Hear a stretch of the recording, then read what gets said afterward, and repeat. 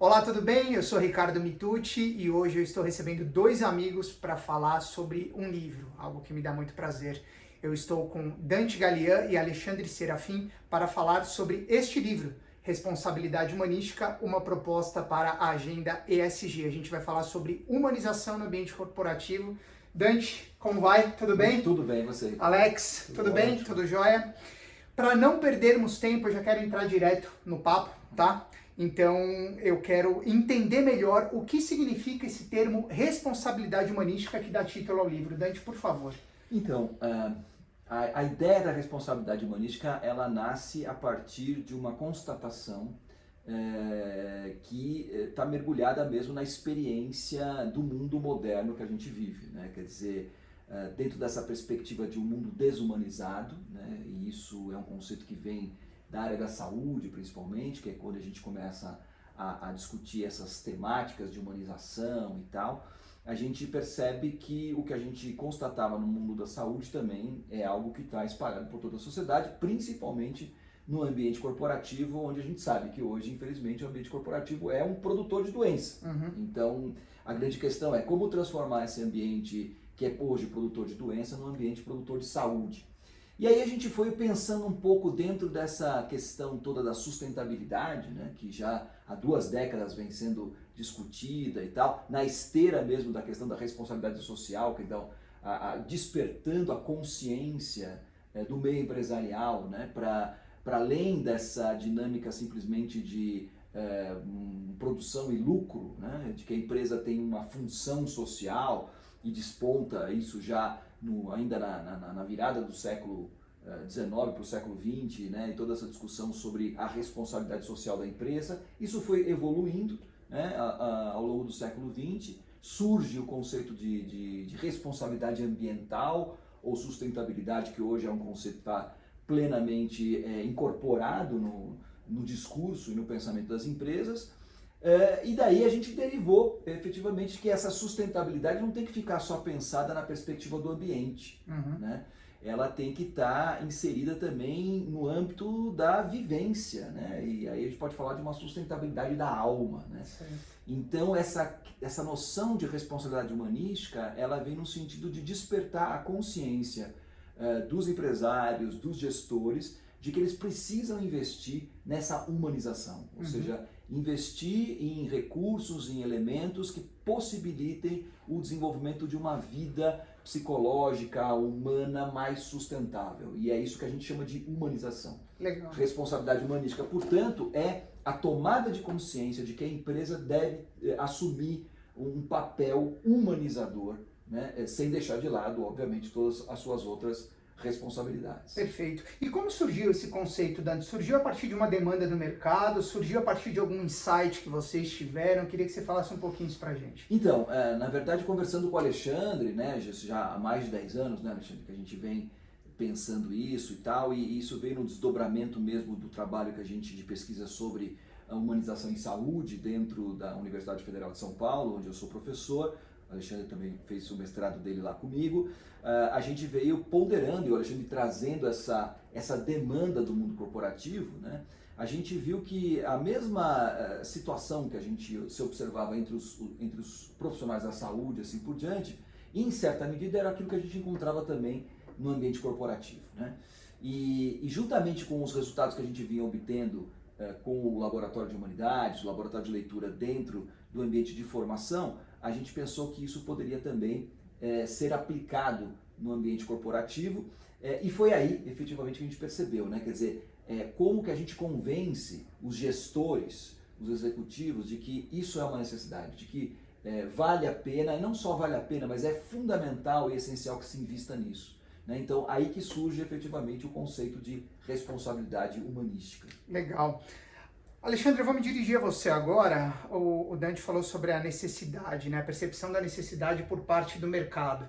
Você que é um executivo, você que vive o mercado efetivamente, por que esse conceito de responsabilidade humanística é tão necessário nos dias atuais?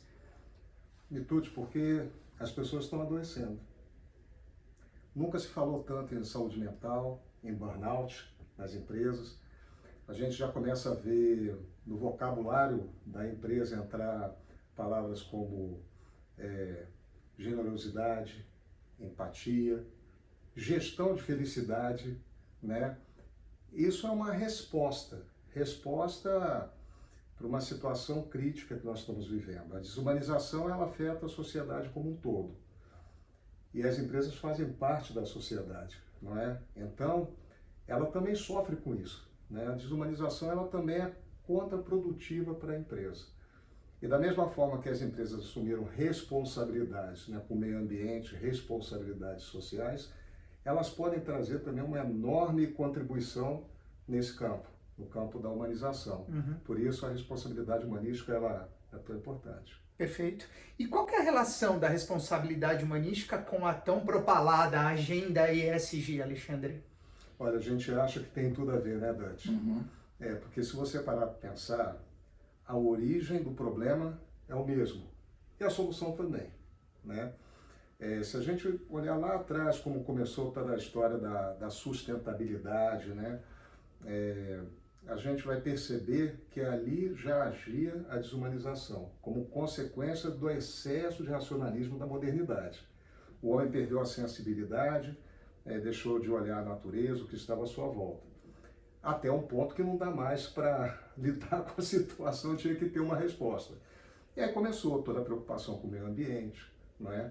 E aí foi se percebendo que também não era importante cuidar da sociedade, né? E os termos foram evoluindo, de sustentabilidade para responsabilidade socioambiental corporativa, até ESG do dia de hoje.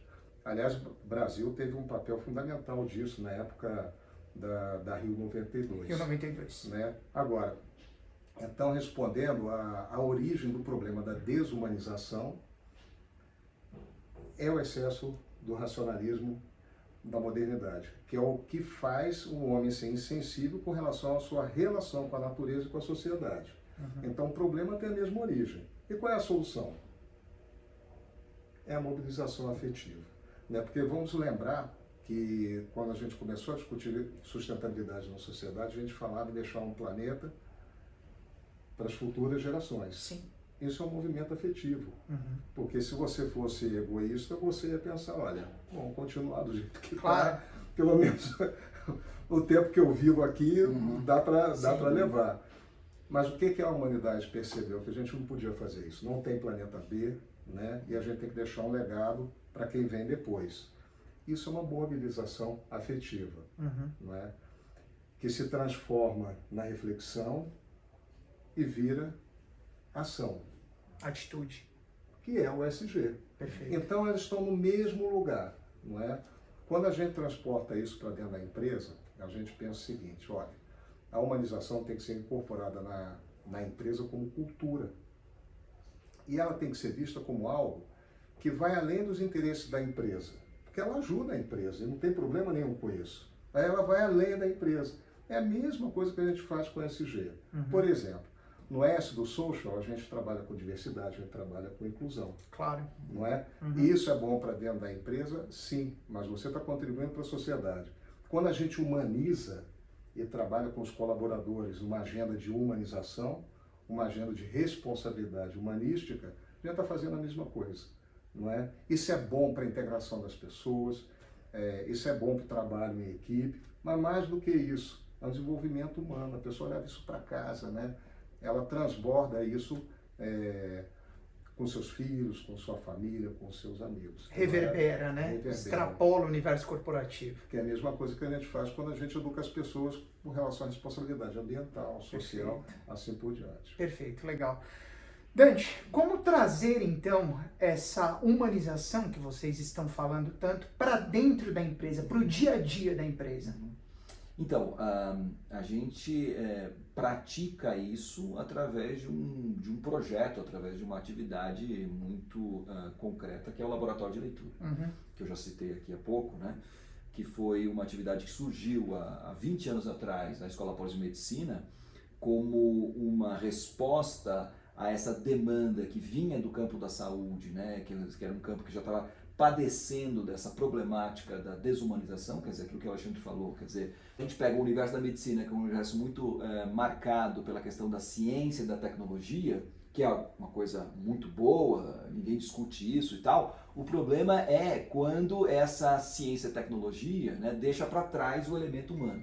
A empatia, sim, a sensibilidade, isso que o Alexandre acabou de falar. Sim. Então, essa humanização a gente começou a fazer através de um experimento, que é o Laboratório de Leitura, onde a gente, através de livros clássicos da literatura universal, mobiliza os afetos, leva as pessoas a refletirem a partir daquilo que elas estão lendo, em conjunto, e obviamente a gente começou a observar que essa mobilização de afeto e reflexão acabava gerando mudança nas pessoas, mudança para melhor, né? Então, numa tomada de consciência, de uma mudança de atitude, por exemplo, no caso do profissional da saúde, em relação ao paciente, em relação à equipe que ele está trabalhando, em relação a isso, que uma coisa que transborda do âmbito estritamente profissional e vai para o âmbito pessoal, familiar e assim por diante.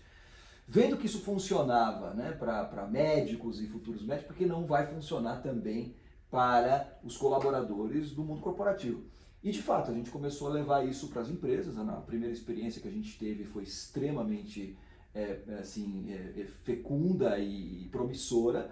A partir de então, nós começamos a perceber que tinha uma avenida adiante para ser explorada, e o Laboratório de Leitura foi entrando com toda a força no mundo corporativo, e hoje ele é o nosso grande instrumento de promover a responsabilidade humanística e a humanização nas empresas. Legal, perfeito.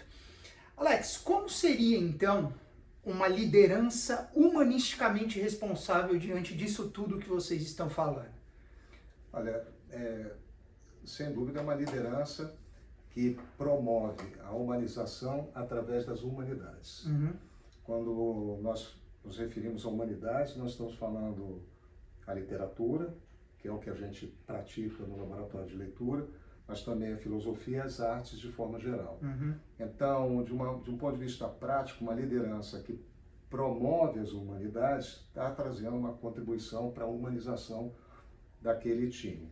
Mas, acima de tudo, o líder ele tem que ser exemplo. É muito difícil você instituir uma cultura numa organização se o líder não é exemplo daquilo que ele promove, na verdade. Claro. Então, essa abertura para a humanização tem que começar por ali, né? Pelo C-level da companhia. E como é que você faz isso? Praticando as humanidades. O Laboratório de Leitura é uma metodologia que já se provou eficaz, né? Em vários segmentos, em diversas empresas, né, Dante? Exatamente. Já foi muita literatura científica. O livro nada mais é do que uma síntese de uma quantidade muito grande de pesquisa, inclusive você, né? Sim, inclusive eu. Inclusive você já fez uma pesquisa aplicando o Laboratório de Leitura num certo setor da sociedade. Sim. E tal. Então a gente tem um trabalho de pesquisa muito consolidado.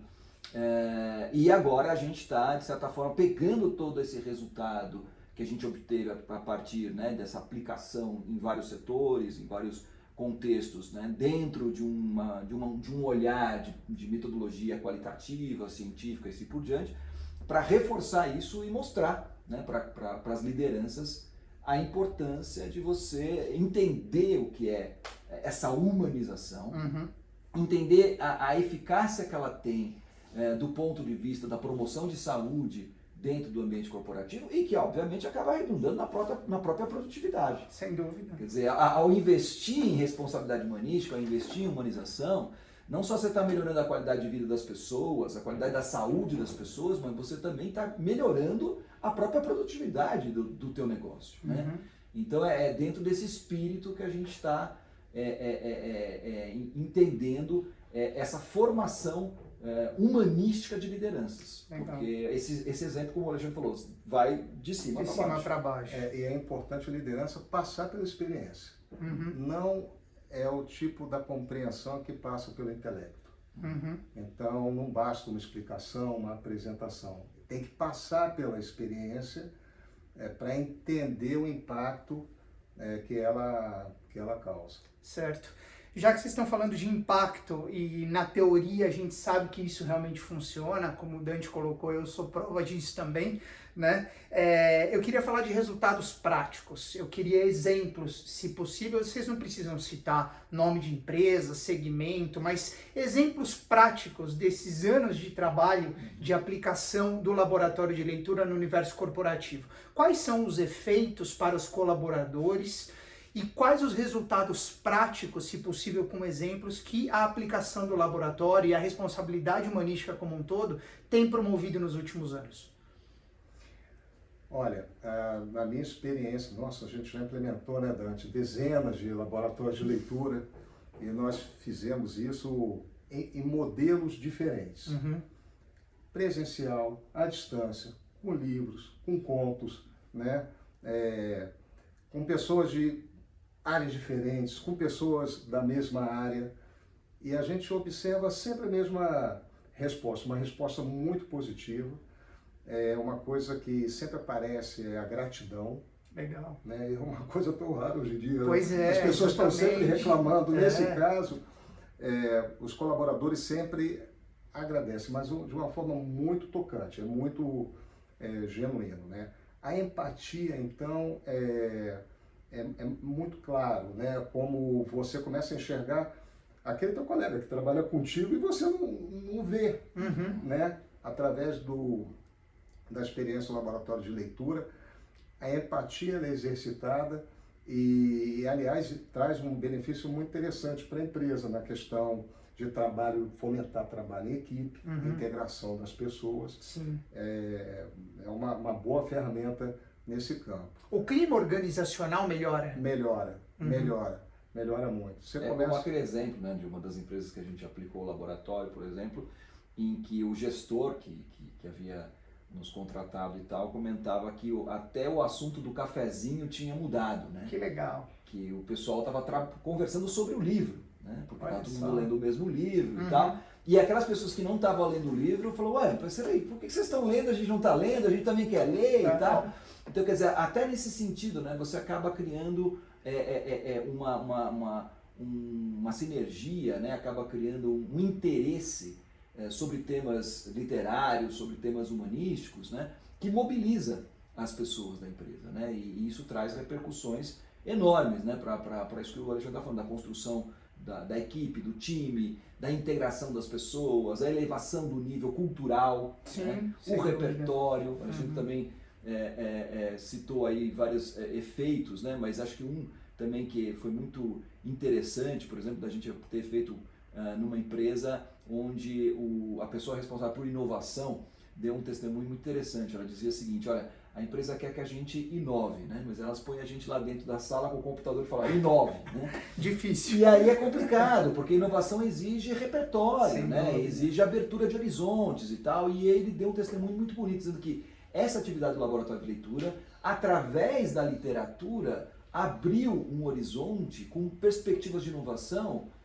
assim, inimagináveis, né?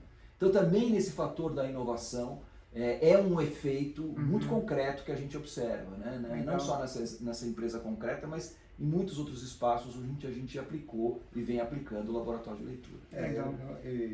Nós sempre fazemos pesquisa depois do laboratório, então nós temos uma documentação bastante vasta de pesquisa, de depoimentos, de entrevista que nós fazemos, né, seguindo as metodologias da nossa pesquisa, e é incrível a consistência, né, do resultado. Do resultado.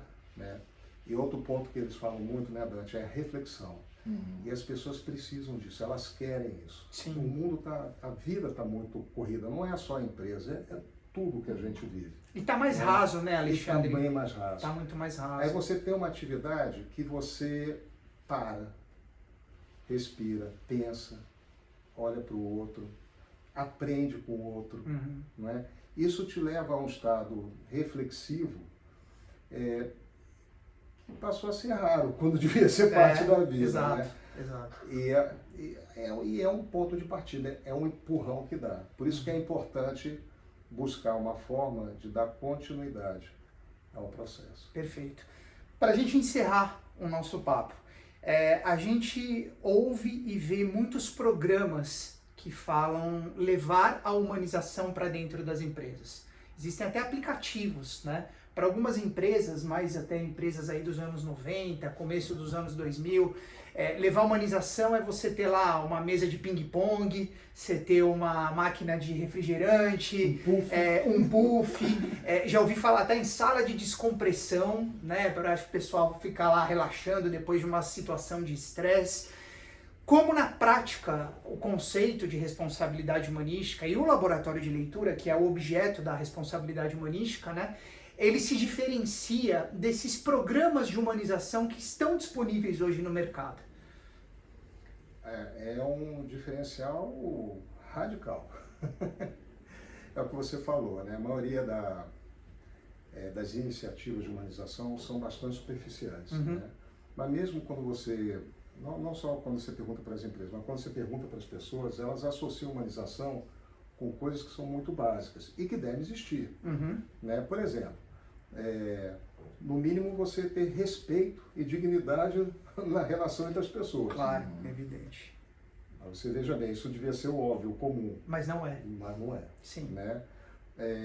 As pessoas remetem muito para compensação e benefícios. Também é válido. Porque, afinal de contas, né, se uma empresa não tem benefício, explora as pessoas, é muito difícil você falar de humanização. Então, existe um nível básico, que é onde a maior parte das pessoas e das empresas opera. Né? Que é tratar as pessoas com justiça, com educação, com respeito, né? Ter um salário justo, que é benefícios também que facilitem a vida das pessoas. Algumas empresas vão para um patamar um pouco mais alto. Em termos também, de novo, de benefícios, aí eles vão tentar trabalhar bem-estar, né? Promoção de saúde. Promoção de saúde, escritórios confortáveis, instrumentos para você trabalhar. Isso é bom também. Mas você percebe que isso tudo está num campo que a gente já conhece há muito tempo. Sim. Não é? Sim. Um outro nível, né? Vai começar a pensar em burocracia. Né? A burocracia é desumanizadora também. Claro. Né? E aí começa a vir toda a questão de estimular a criatividade, a inovação, o empoderamento. Se você parar para olhar, são todas ferramentas da década de 80. A gente fala isso até antes do que isso. Não é? Por quê? Porque está difícil sair desse círculo. Então, todo mundo entende, olha, temos um problema, né? A humanização, a gente tem que implementar, tem que fazer, já começam a trazer para o vocabulário das empresas, né, palavras como compaixão, até amor está aparecendo, né, o que é muito bom, Sim. Mas não sabe o que fazer. E aí volta nas respostas antigas, né, e que funcionam até um certo ponto. A proposta que a gente faz com responsabilidade humanística vai muito mais além. A gente está falando de uma abordagem antropológica. Sim. Né? Eu queria que o Dante comentasse um pouco mais sobre isso. Por favor. Então, na verdade, quando você fala de programas, né, programas de humanização e tal, sem querer você está utilizando, né, um vocabulário que é apropriado para máquinas. Sem dúvida. Né? Porque programa é uma coisa que faz rodar o computador. Né? E a gente está tão acostumado a lidar com essa perspectiva da inteligência artificial, de aplicativos, assim por diante, que a gente acaba acreditando que a gente funciona exatamente como as máquinas que nós criamos. Só que não. Sim. Né? Nós somos seres humanos e, portanto, a abordagem, né, ela não pode ser técnica. Né? Não pode haver programas de treinamento que em 2 semanas a pessoa saia humanizada. Sim. Né?